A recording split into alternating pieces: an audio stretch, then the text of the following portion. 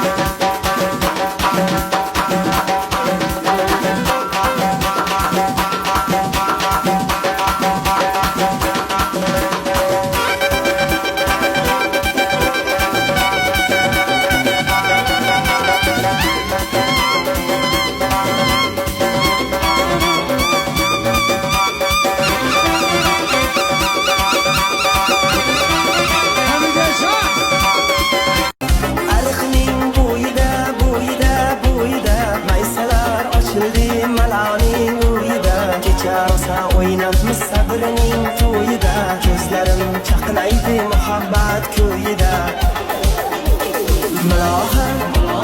Malaha minge vermegin celaha. Yüreğimle davası malaha.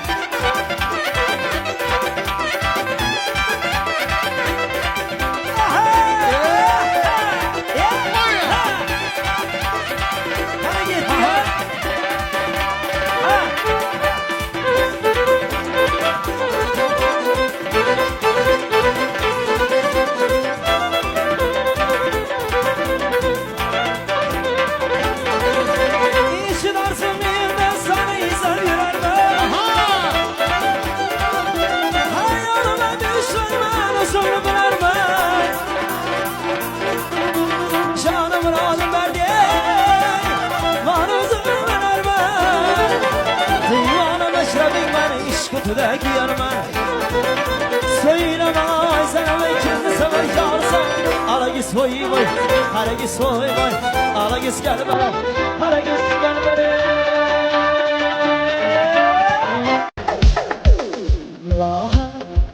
Malaha Millet semet cevapa Ezbini davası Malaha